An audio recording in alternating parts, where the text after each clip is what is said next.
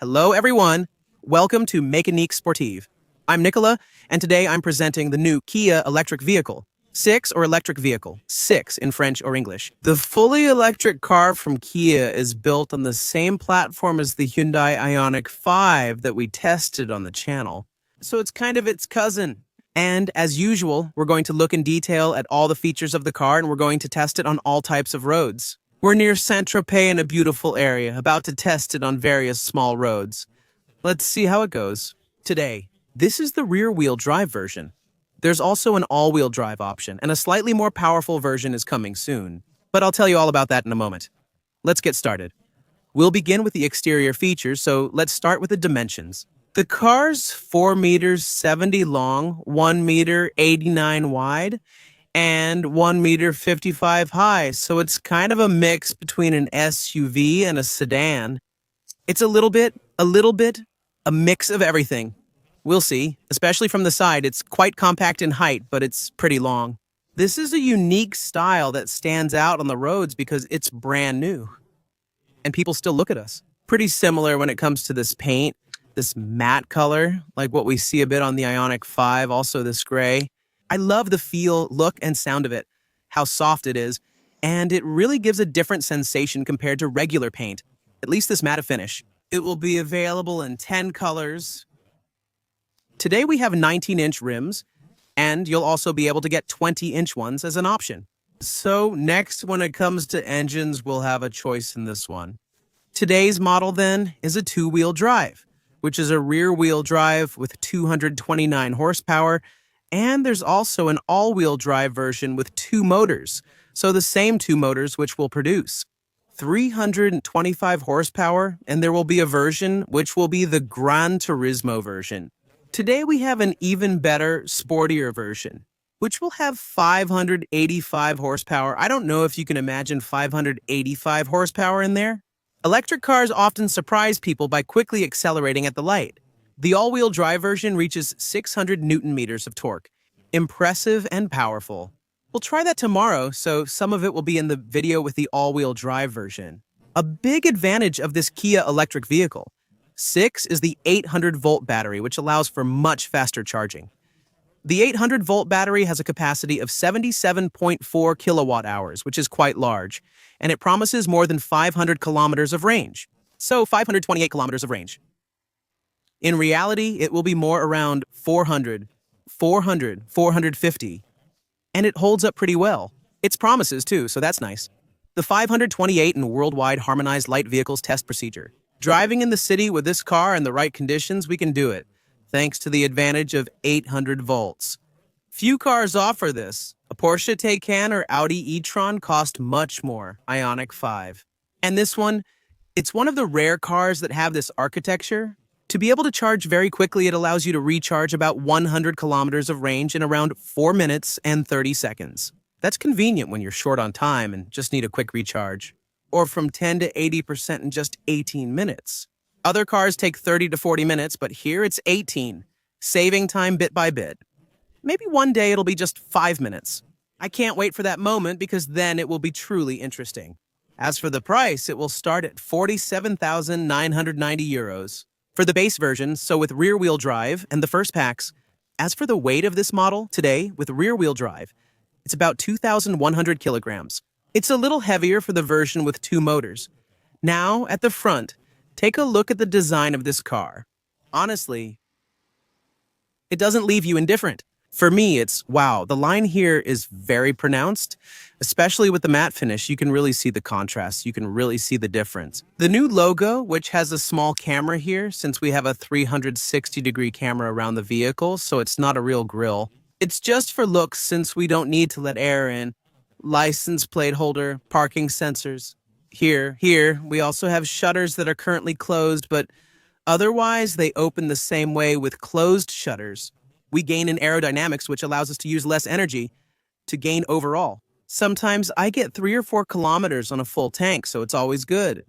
The sensors here are for driving assistance, so with adaptive cruise control, lane centering, lane keeping, and we even have, I'll show you during the test drive, when you signal, there's automatic lane change. Here's a double blade. This rising part forms a double edge. painted in glossy black, like here. Glossy black everywhere, same as this. These small aerodynamic appendages are fake, but they add a lot of style. Just like here, this big chrome line that echoes a bit, kind of like the lights. And of course, we have full LED lights with matrix headlights. I'll try to do a night test for you. It's not certain yet, but we'll see. Since the vehicles on loan often don't go out at night with the LED. Same, 1, 2, 3, 4, 5, 6, 7, 8, 9, 10, 11 years. 11 parts here, very nice. It really gives a crystal finish here. And the full LED lights, so matrix on the sides, in the front, underneath. What we want to know is there a trunk underneath? So we always open the hood at the front as if it were a trunk, or as if it were just a car hood. So where does this one open? Right here. So we pull the latch and surprise, we have a trunk, so a frunk with a marker. Electric vehicle here, pretty well done. We open it, it stays open so we don't need to hold it with our hands, and we have a capacity here of 52 liters in the front. If we don't have the professional version, the rear-wheel drive version, when we get the all-wheel drive version, we'll have a 20-liter front trunk with a seal for storing cables and more. Having your cables in the front is convenient, especially in the rain, since it's better than putting wet cables back in the trunk with the carpet. It's really convenient to have it up front here, a place to refill the windshield washer fluid, the brakes over there, and the battery coolant here. On the side, just like in the front, like everywhere on this car, it really doesn't go unnoticed. It still has the SUV codes, so with these arches here, as you can see, they go all the way around. But it's not plastic, it's painted, it's nice, it's the same, it's well finished, and the wheels are 19 inches. As I said, you can choose 19 or 20-inch wheels. 19-inch wheels offer a more comfortable ride. Here, so this part, as you can see, everything that's the windshield and the window surrounds are in black with the matte roof, so it creates kind of a three-tone effect almost. It gives you matte, glossy, matte here, and the same on the side. This line especially is very strong. As you can see, the matte makes this area lighter and that area darker, highlighting the lines and contrast. On the cars, the handles are flush, so they open up, and then you just have to pull to get into the car. As with Lamborghinis and Aston Martins, this is increasingly common on premium cars. It's a real advantage to have it there. A very aerodynamic side mirror here, which includes the turn signal repeater. The camera here, the camera that helps us see the blind spot on the screen when we use the turn signal. I'll show you inside. It's truly exceptional. The glossy black blade at the bottom really suits the car. We're really playing with contrasts on this car. At the back, it's the same. A large door that makes it very easy to get inside and opens at a very wide angle. So I don't have the exact angle, but it really makes it easy to get inside the vehicle at the back. This is a spoiler, you could really call it that. It's not really a small lip that sticks out on the sides, which gives a very nice style and that you can see in the rearview mirror. When you're driving, it's pretty nice, and it also lets air through at that spot again. It affects the aerodynamics. So the rear of the vehicle, like the rest of the car, has ultra-sharp lines. This LED light is just beautiful. It's filled with lots of little bars all along with a long strip. I love it, honestly. It's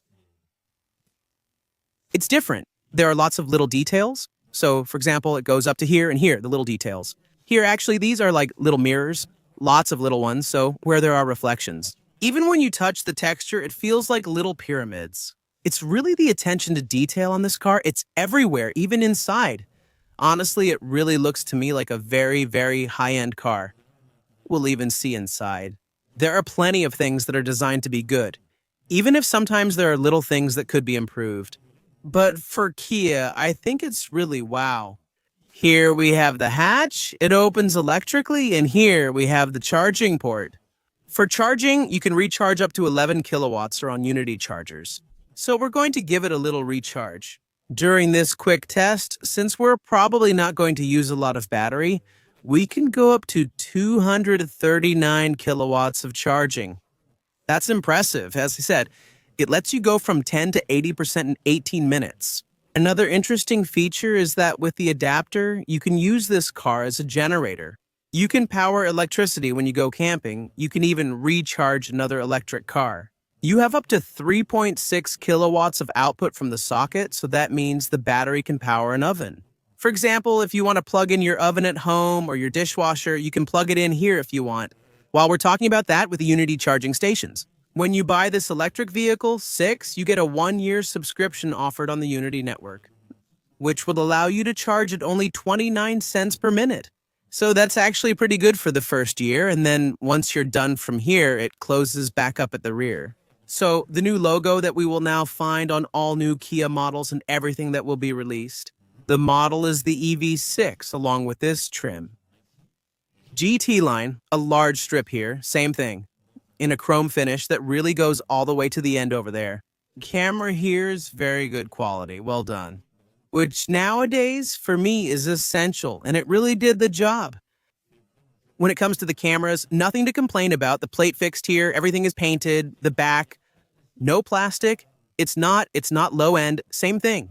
Here we have a light all the way at the bottom and a very detailed rear diffuser that looks really sporty. Honestly, I really like this car. To open it, you press on the side. It's an automatic tailgate. So on the tailgate, there is a handle to pull it back down if needed, and a small button to close the trunk. In the back, we have 480 liters of cargo space. So 480 liters. To give you an idea, this is what it looks like. So there's still quite a bit of space, and under the floor here, we have a little more storage. For example, to put cables or warning triangles, or the first aid kit further down, the tire repair kit, and other things. So there you go, with an almost flat loading sill. To fold the seats down, we'll use a 60-40 split. And the rear shelf, you can set it at 2 levels because you can adjust the inclination of the rear seats to many positions. I'll show you that inside. There's a small 12-5 socket and a net attachment on the side, which are very handy. Because I have to admit, with this floor, things tend to move around quite a bit in the trunk. And on these small roads, for example here, things really move around a lot. As you can see in the back of this EV6, as I told you earlier, we have an opening that's really very large with a wide angle. Here, I'm going to sit down. Look, I can get in easily. And we're entering a palace. Basically, in terms of space, it's a limousine, so there's not much room under the seat for your feet. But we do have an area. Look, the floor is completely flat throughout the cabin. That's a real advantage. Notice how comfortable I am, sitting in Alcantara and leather seats with detailed stitching. Really. It's just wow. I would have loved a big panoramic sunroof that would have been just perfect. Small armrest here, a passageway here with a strap.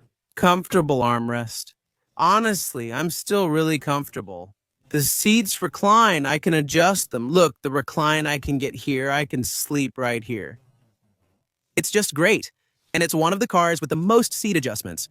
You can start from here. About 10 positions to go all the way to here. It's just amazing. So when I'm far back, my height lets me reach up there. But in the intermediate position, it's really perfect. The space for the feet, the space here, large windows that are a bit heavily tinted, and inside it's dark. I would have liked more, since even with the small touches of white, it's still nice. The middle seat, well, first of all, getting to it is just as easy. It's super easy. Look, you can move from this seat to that seat without any problem. It's a little firmer here. I can lift up the seatbelts here since it's a loop which isn't fixed directly, but is held with nylon, well, with the belt behind. It moves, so it doesn't bother me at the back. If I have room for my head, I have room for my feet and can put them anywhere I want. No central tunnel, that's honestly ideal. The backrest is a bit harder. Oops, my phone, because it's a central armrest. It's great, and here I have good visibility, especially and above all the seats. Very, very fun. In any case, it feels very modern. Here, we don't have a net, but plastic pockets. We can have storage, so with elastic bands, which is great at Hyundai. If we don't have the usual USB ports or air conditioning here, we have USB ports in the seats there, which is great. Original. We have the air conditioning on the sides, so in the pillars here. In the back, I have my heated seats with 2 settings. Window with one-touch function, here some plastic, a bit of faux leather. We have the Meridian sound system with up to 14 speakers. Inside the cabin, the sound system is just perfect. Nothing to complain about there either. Very small storage spaces here, carpeted inside to reduce noise. In an electric car, you notice every small noise. So it's great to have a bit of soundproofing everywhere. In the front, same thing. The door opens really wide. I'm gonna get in. There we go. And here, honestly, I get into a modern car that really feels like one. 2021, 2022. Wow, go take a look. I will have a lot of space to put big bottles here. You can put bottles there. You can put some over there. There's plenty of room. I'm really comfortable, and honestly, I'll show you the view from here, the driver's perspective. You'll see. It's wow, just wow. Here too, there's a flat floor in the car. This time, unlike the Ioniq 5, the console doesn't slide, but it's otherwise the same. We still have a lot of space, and we have USB ports here. 1, 2, 3, 4, 5 here, the wireless charger here, storage here, huge. Look, I can still put bottles like this. I could easily fit at least 4 in here. I'll show you right here. But we have adjustments on the seats. So it's the first time I've seen this when I'm adjusting it. Actually, for the tilt behind the knees, it will tilt everything. The seat, like baby seats, like that, it relaxes you, so it's the same. We have all the electric adjustments. Right here is the backrest. So I can adjust the backrest, of course, like this, and I have a position here. I press a button. See, I'm moving again, and look, it does it all by itself. And here, I'm going to lie down like this, because when I go to charge my car, they thought of me so I can relax while the car is charging. So here, during those 18 minutes, I can take a little nap. See you later. So here we are inside this electric vehicle, 6 as you prefer, in French or in English. As usual, we start on the left. Well, here, you can see in the door it's lit up. But that's a little smoothie, that's good. Strawberry illuminated door. Here, we have the illumination when I hold down here, the door over there along here that lights up. I'm trying to give you some nighttime, which would be great. Left door then, here, a bit of foam and some leather here, then some lacquer and white. A door with big speakers here. Meridian, window. Controls for all 4 windows. Child safety lock, mirror adjustment, vehicle locking. The handle right here to open seems fine to me. Honestly, it's nice, isn't it? As you can see, they thought of a lot of little details. Seat memory for 2 positions, the mirrors. You can see with this part here, which is really just for style, we have a little old-fashioned touch. The speaker over there, big speakers here. So, as you can probably guess, it should sound good. Well, the head-up display, I don't know if you can see it here, but we have a nice head-up display with augmented reality. Right there at the steering wheel. Let's start with the steering wheel. So, as we have with Kaya, the driving aids are on the left. Cruise control, speed limiter. Here, increase the speed, decrease the speed, and the distance that separates us from the vehicle ahead. And lane centering so you can let go of the steering wheel and let the car drive itself. Here we scroll through the information on the left screen. There you go. You can have this, and then you can change the menus this way. So here, it's the same depending on which menu you're in. It can change. For example, if I go back to the car, I can change it like this. I can get the information. And here we can see the consumption. Who had it?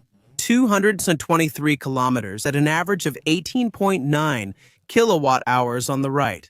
This will be for the entertainment side with the modes, voice command, changing music, the favorite button for sound, and picking up the phone. The big logo here is the horn when you press like this. And drive mode. We'll have 3 modes, eco, normal, or sport. It changes the decor a little bit for us, normal and sport, with a bit of red. Behind the steering wheel, on the left, it's for the lights. Of course, we have automatic lights, the turn signals, and on the right, it's for the windshield wipers. I'm going to show you. Even right away when we start the car, gathered in the head-up display, there was a nice animation that appeared. There, I can see what's happening on the right, in my right blind spot and my left blind spot. So that's really amazing. It really helps you pay attention. And that's thanks to the small cameras. So the ones in the mirrors. As I showed you, I look at it every time. It's just exceptional. On the left here, you'll find the brightness and the intensity of the lighting. Look, we really go up to 100 like this. Ah, it's really great. This is the nicest setting I've seen, except maybe at Porsche, where it's also great. Open the socket here for the rear, the hall of... Open or close the trunk, use the parking brake here, and deactivate the S in OS. P with rear-wheel drive, you can drift for fun. The air vents. On this side, the air vents run along the strip here. So this strip, you can see it's illuminated in blue. It's really, really nice. Next, we'll move on to this screen. So these two screens, let's say two 12.3-inch screens. This one that I showed you is for driving data, and this one here is for all the infotainment, global positioning system, etc. Of course, we have Android Auto, Apple CarPlay, everything you need. The menus to go back to the home button here, the electric data, for example. We have 389 kilometers to go, 393. If we turn off the air conditioner, the V2L, that's if you're powering something else. Then we come back here. Valet mode navigation and the usual Kia features, including a touchscreen. As you can see, nothing is very responsive, really. No problem there. Who connected to link your phone and your car? To be able, for example, to heat it up in the morning while it's charging or something else. A manual here, the phone projection, really everything you need, radio or regular radio, etc., etc. So everything works well. The climate control menu here, so we either have this climate control menu like this, or I was really impressed. You see this spot here, so it looks like buttons, but no, look, I press here, it becomes another menu, so here I switch from the volume to the temperature. Here I can adjust my temperature. I find that just amazing. Then I can set the air conditioner here to the lowest, and here I can go back to my menus. And finally, it's really instantaneous. So we always have the defrost and all that, which is required as a button. And being able to change it here, I think that's really excellent. These are Kia's familiar shortcuts: map, navigation, favorite buttons, 6 tracks, radio, media, and setup. You can then change this screen here and here. So we have the auto modes. We have auto, low, medium, and high. You can adjust it as you like, and when finished, return to the home button like this. The hazard lights here, I really like the sound of the turn signals, which aren't too loud. At Kia, that's really great when I come here. Ventilated seat button with 3 settings. Heated seat with 3 settings. Heated steering wheel. And then for my passenger, I have the same thing. So it's really the best pure luxury. In the end, right here, the button to start the car. So I press it and it starts the vehicle. The gear selector for parking in reverse. So here, I put it in reverse mode, and now I have my cameras. The 360-degree camera activates on the right. When I switch back to drive mode, I have the front cameras, front, rear, plus the 360-degree view, then the parking mode to go back to parking.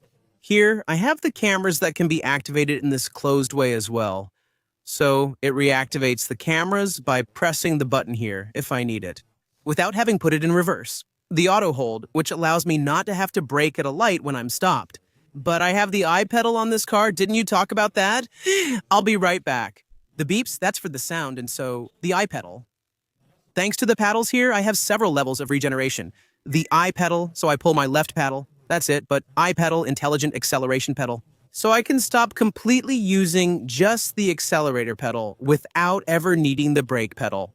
Here, when I release, look, the car doesn't move forward or backward, but if I move forward a little, I release, it comes to a stop. It's really great. Next, I have several levels of regeneration, and it will be displayed here. So when it says stop here, that means I-pedal. It's even written I-pedal right here, or I-pedal if you prefer. Level 3 up here, it's switched to level 3, level 2, level 1, level 0. Depending on whether you accelerate, you'll reach full freewheeling.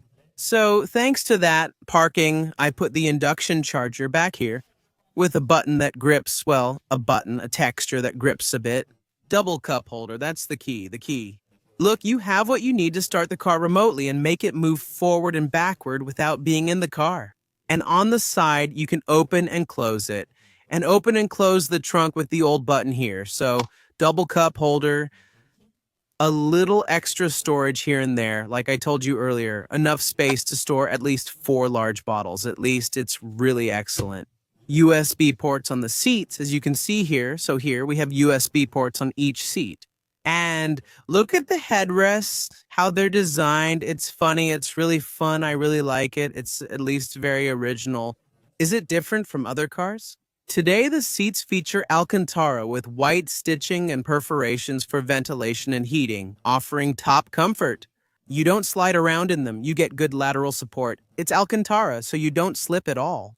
The door panels, so generally the dashboard, I didn't want to show it.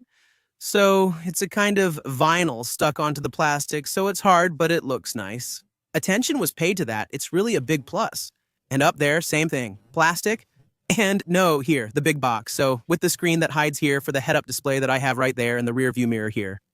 It's a shame we don't have a borderless one. The only thing this car needs to be perfect is that one small detail. The little touches here make a difference.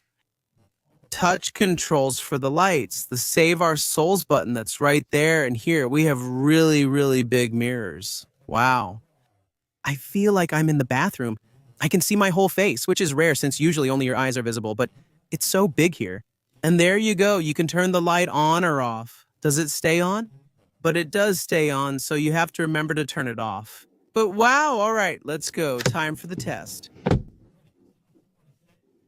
I'm a little cold, so I'm going to turn this up a bit, 22. Lower this a little, and now I'm good. I'm adjusting my seat perfectly because I have all the controls here that let me get into a good position. So drive, let's go. Our SUV is slightly elevated, but not excessively so. So you'll still need to be careful when getting out, especially if there are high curbs. So, we still have a beautiful baby here, a name you can see right there on the side, and so, let's go. Well, this is perfect. For example, to explain the principle of e-pedals. So, what's great here is that we're going downhill, so I'll be able to perfectly explain to you the principle of energy regeneration. Here, I pull the paddle here, so minus. What's strange is that the minus is on the right and the plus is on the left. Usually the plus is on the right here and the minus is on the left. This time it's reversed because here we're going to do less regeneration here. So here I'm in full freewheel mode, level 0. I switch to here, level 1, I recover a little bit. Level 2, I recover even more. Level 3. It significantly slows the car, especially with level 4 engine brake. With E-pedal, I don't touch anything and the car stops completely. Here, the car comes to a complete stop. I accelerate again, I release E-pedal, so that's it. There are few electric vehicles that have it, but for me it's really a big advantage. There are a lot of cars that will keep a lot of freewheeling or energy recovery, but they rarely go all the way to a complete stop. For the city, that's the best, and for energy recovery, it's the same. As soon as you let go, you regenerate energy, so it allows you to go even further in terms of responsiveness. So here, I'm in sport mode. So if I accelerate, it really does pick up quite a bit. In terms of handling, here for example, we're on some pretty nice little roads. The car hardly rolls at all. Sorry to my passenger on the side, I'm shaking you a little bit.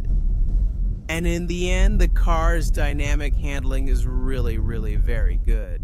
When it comes to braking, it's very progressive, so you can feel the pedal. You can press it gently, there's not a strong bite. And on top of that, we have the E-pedal as well. If he deactivates my E-pedal, I go back to coasting. Simple. The brake pedal itself always stays very progressive. And if I want to brake hard, let's try a strong braking. All right, attention passengers.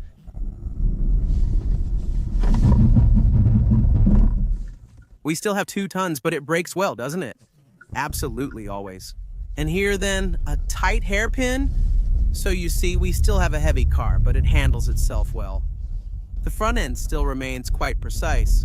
The low weight distribution lets the car corner flat and stay agile, even with its weight. That's the big advantage of electric cars. Even with a bit of dynamic driving, you can recover a little. Dynamism, braking, so you'll feel a bit of the weight on the front when you enter a corner. But you get the driving pleasure of a rear-wheel drive. So that's definitely something really interesting. You don't always need to drive fast, so let's review the drive modes here. In eco driving, the eco mode, it makes the pedal feel softer so you don't have to press as hard, unlike in sport mode. Because in the end, over 200 horsepower does make you want to press the accelerator sometimes. Eco mode feels smooth, drives well, and the steering stays the same. I feel like between eco mode and sport mode, between here and there, for example, no, there's no difference in the steering, so that's pretty rare, most cars. Often the steering changes and becomes a bit firmer and more responsive, whereas here we keep the same steering. Whether it's normal, eco, or sport, let's switch back to eco mode and test it out a bit in a relaxed way, because often when you have an electric car, especially of this type, it's to have a car that's a bit more eco-friendly and a bit of responsiveness. Still, when you want to accelerate, what's great is that it's always there. My blind spot on the screen, I can see well in my mirror. My blind spot is here, and I have good visibility through the windows. If you need an eco mode, it accelerates enough, you can get out of almost any situation. And it's the same in eco mode. The pedal is softer. However, if I really press all the way down, I'll hit the bottom of the pedal and it will accelerate much faster.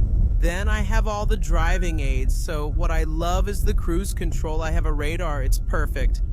Even at 70, I press the little lane centering button here, it's perfect. All right, good night. No, we're not allowed to do that in France, it's forbidden. Despite that, look, it's still managing, really not bad. By the way, let's try and see what happens if we don't touch the steering wheel, how it deactivates everything. Plus, I'm testing this right before a turn. There we go. Normally, after a while, it's supposed to deactivate you or warn you. Well, it takes quite a bit of time. It already told me to hold it again, but now it doesn't say anything anymore. Keep your hands on the wheel. I'm still not doing it. I'm not listening to it. Let's see how it reacts. I put cars in front. It doesn't deactivate. That's good. At least it doesn't want to kill you right away. It's starting to beep a little loudly, not happy. What's going to happen?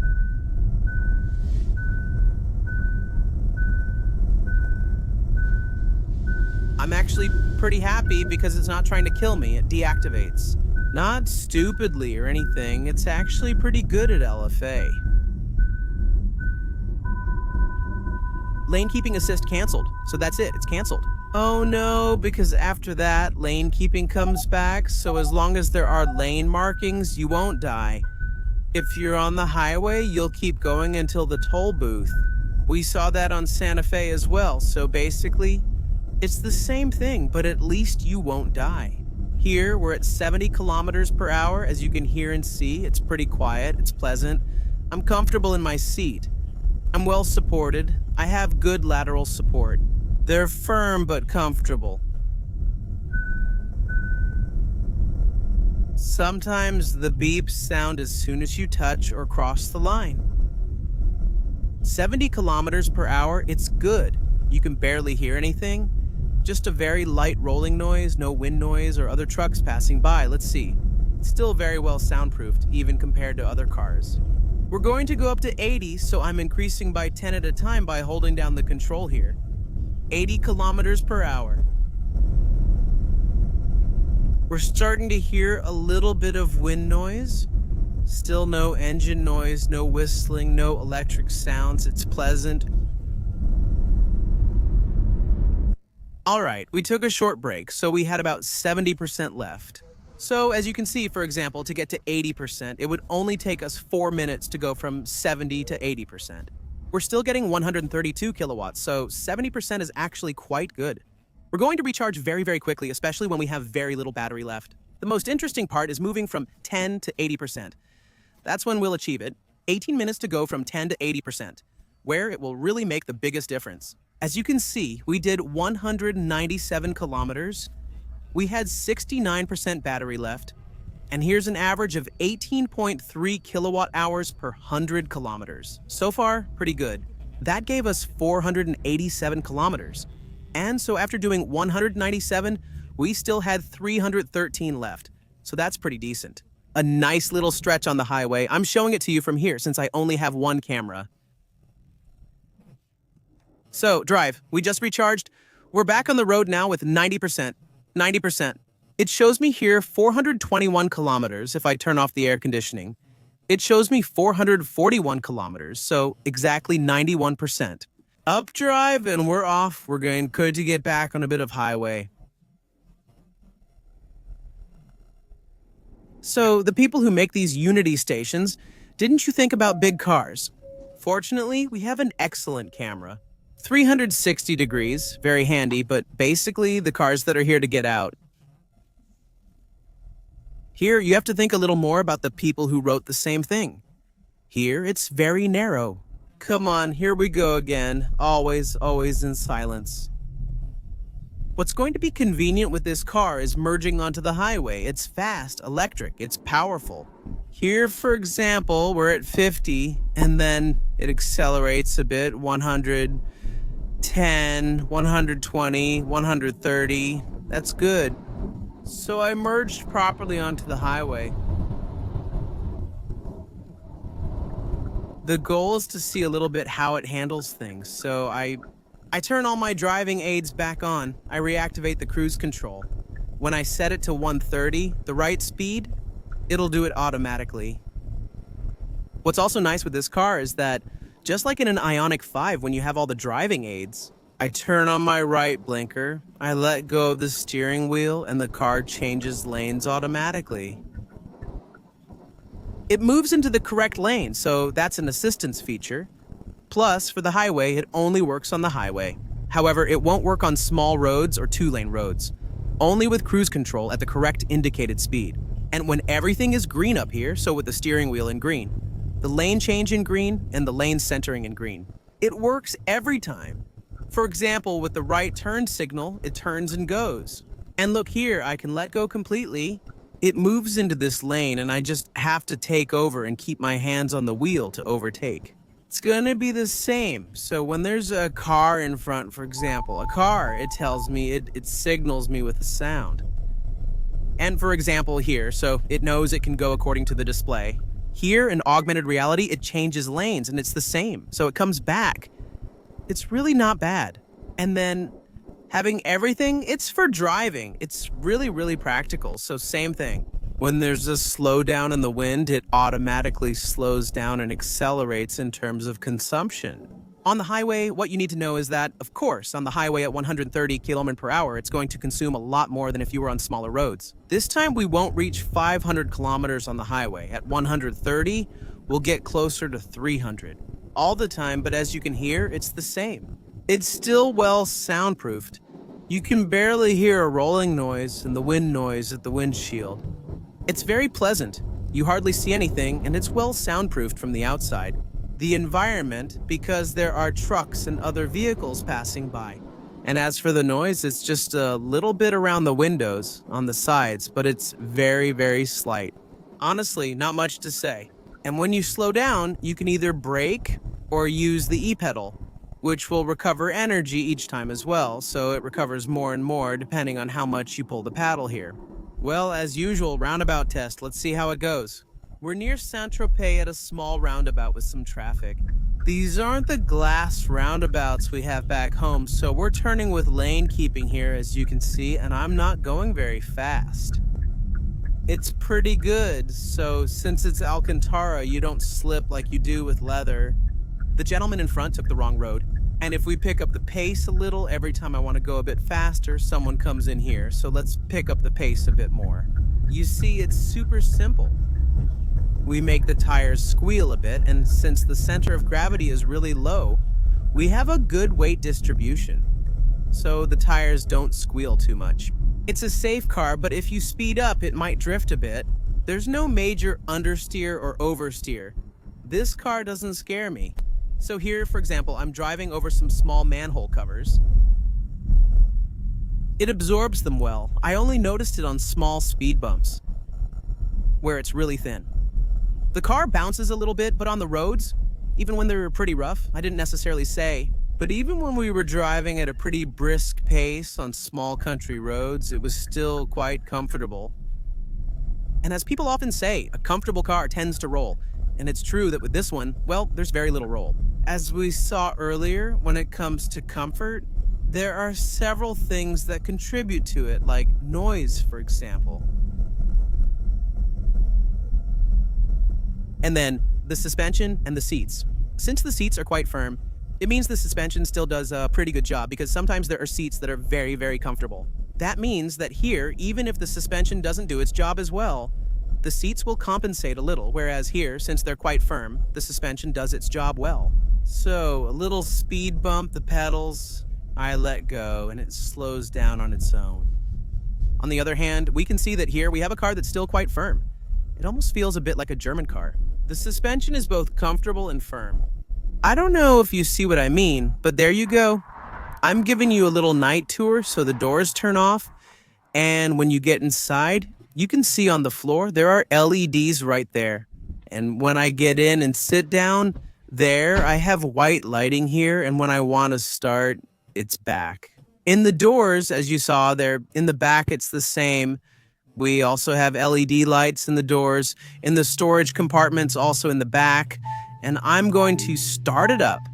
And there you go. So we have customizable colors.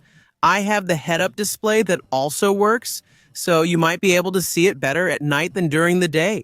I'd like to close my windows to be at the top up. And then, so we can also customize the colors, and we have interior lighting here with the ambient light. And so here we really have a lot of menus. And we have the color, so we can have blue or switch to peaceful where it's more green. I like that for Pro Dreamer. The name Violet, Aurora, Delight, Orange, Golden View, Refreshing Sea, or custom colors to set. The custom color and the chromatic Gemma Rue. So with 64 colors, it's really great. So I really like this, or this kind of slightly fuchsia. Then it's the same. I can increase the intensity a little bit, right? Okay, so here are the colors, and it will change everywhere in the front and in the back. And I still have a little blue light for my outlet. All right, let's drive a little. See the brightness of the lights. So we have the matrix headlights, so it's on full. Headlights, Aura, as you saw, it lights up extremely well. The big advantage of LED is that it's white and it works all the time. Same here with the P if it lights up in colors, and the little strip too, both are really nice. Honestly, this car really feels like a modern car, and that's what's missing in a lot of cars. I feel the same way. At night, it still works, so we still have the rear view camera. Thank you, miss. And so here, as you can see, it works at night, so I still have enough to see. So, of course, we also have automatic high beams and with matrix headlights. So when I was driving, I stayed in auto mode. So to have automatic high beams, you need to leave the city, set it to automatic mode, and push the lever forward. So at that moment, we're going to do 3 big ones from Dan, and of course, it goes through without any problem. And then the same thing at night. It's very soothing. It's quiet inside the cabin when you're driving. No noise. It accelerates just as well. Honestly, a really good car.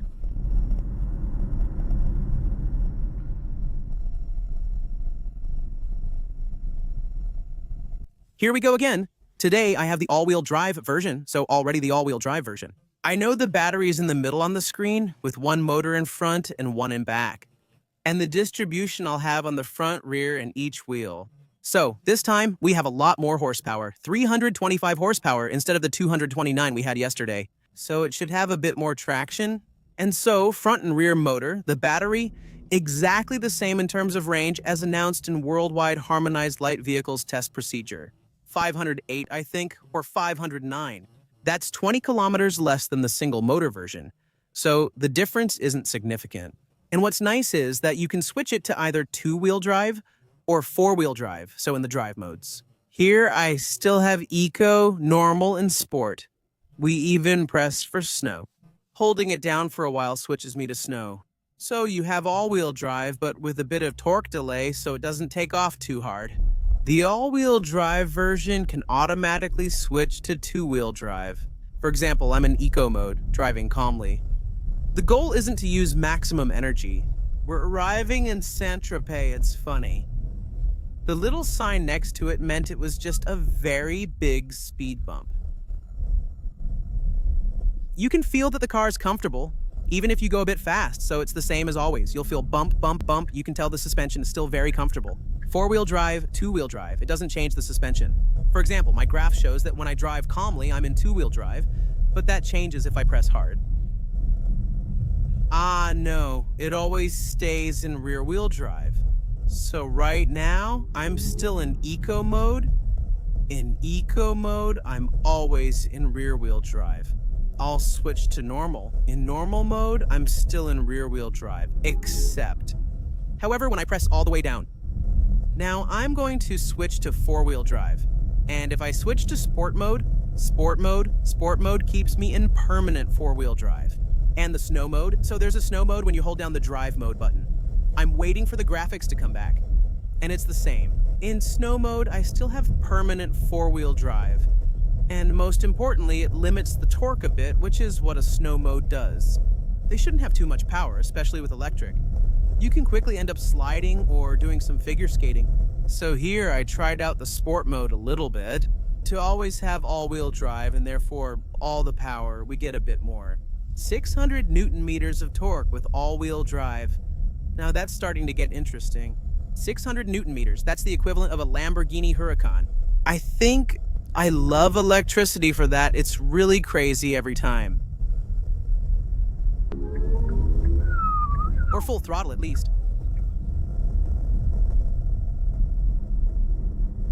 That really kicks in electric mode.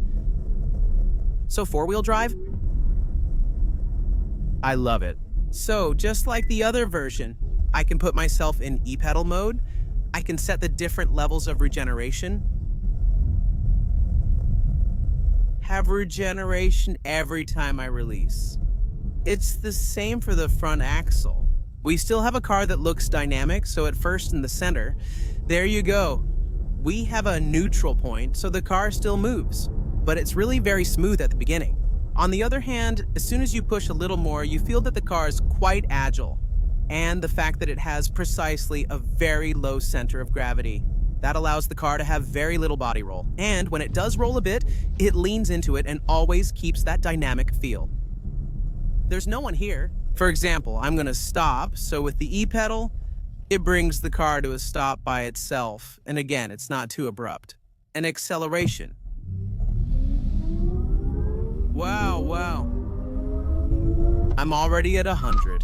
Yeah, it's going. It's far more impressive than the propulsion version, which only has around 100 bus horsepower. And that's true. You know the channel a bit. I prefer having more power. It's always better than having less. So I just discovered something else.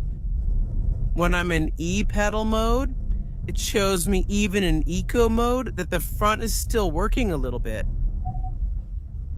And for energy recovery, when I'm in e-pedal mode, I get energy recovered from both motors. However, as soon as I use the paddle, I switch back to rear-wheel drive.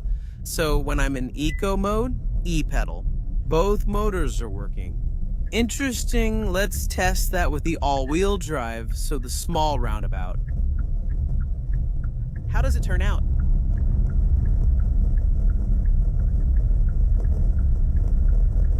Very strong, it understeers a bit.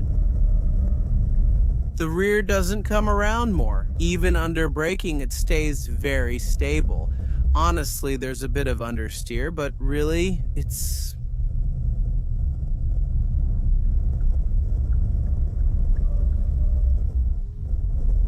just a bit of understeer there. I can stay flat out in the shade. I see the dynamic behavior is pretty impressive.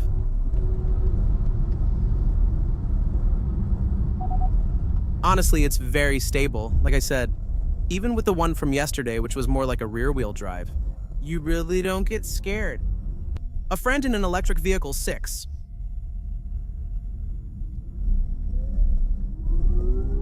Honestly, for overtaking,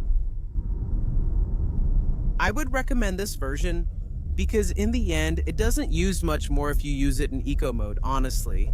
If you want to have a bit more fun here, though, there's a lot more power, a lot more responsiveness.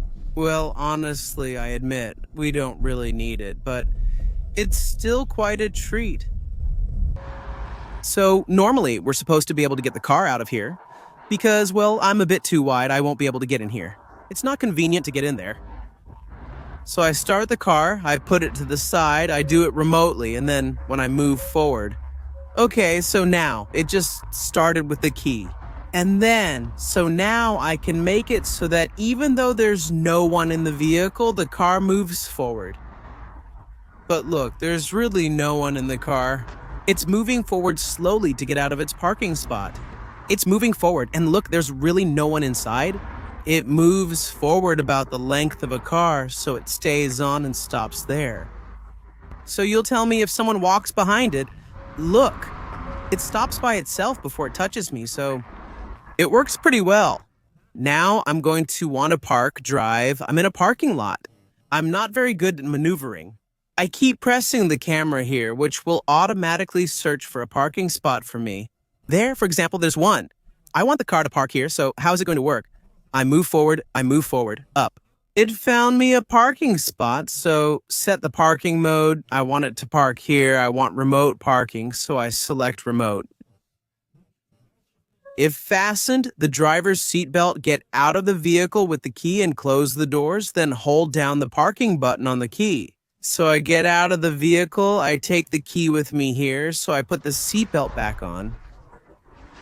Since the car needs to think that someone is in that spot, I get out of the vehicle. I close the doors this way, and now I'm going to press park. So I want it to go in reverse and look over there. But I admit it's like magic.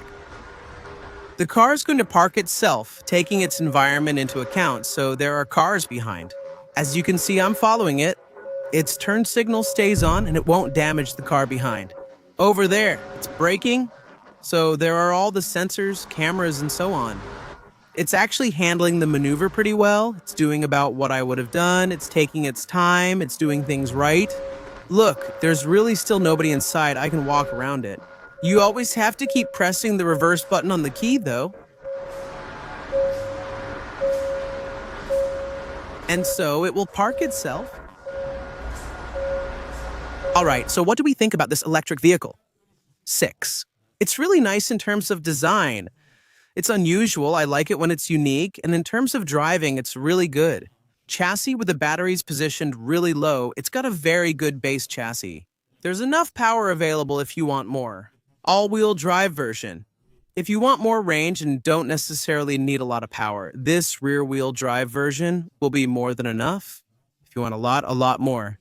The Gran Turismo version that's coming is going to look really, really sporty, honestly, so you either like it or you don't, kind of like its cousin. In terms of range, the batteries with about 400 kilometers in real-world use. That's interesting. So we have 77.4 kilowatt hours. That's good. There's only one battery available in France because who said that small batteries in the end weren't useful? Few customers chose the small batteries. I think it's ultimately smarter to pick bigger batteries. It's better to have more than not enough, like a big gas tank. Too much fuel is better than too little. You end up having to stop at the pump more often, so I'm in favor of big batteries. 19-inch rims maintain comfort. The car is well soundproofed, enjoyable to drive, and includes all driving assistance features. The interior technology is modern, it's nice, it's spacious, there's plenty of room. It's comfortable in the back as well. Same thing, there's space, the seats recline, and there's plenty of room. The trunk isn't necessarily one of the biggest, but at 480 liters, let's say it's still decent. The small front trunk is an extra feature not found in all electric cars. Overall, I see mostly positives with this Kia and a fair price, though there are some competitors. There's the Skoda too, which is a bit of a competitor, the ID4, the Ioniq 5. For me, its real competitor is almost like a cousin or twin. The design is what sets it apart. Since, let's say, basically, nowadays, all cars do pretty much the same thing. The advantage of this one is the 800-volt battery platform, which will allow you to recharge much faster. That's an advantage, but you should also consider resale in a few years as other cars will have 800 volts. You would already have it, so that might help you keep a better value than the buy cars, which currently only charge at 130 kilowatts, while this one already charges at 239. There you go. Well, I hope you enjoyed this video. If you have any comments, feel free to leave them below. If you have questions, feel free to ask. I'll do my best to answer. As always, a thumbs up. If you enjoyed it, it's always appreciated, and I'll see you soon for another car review. Bye.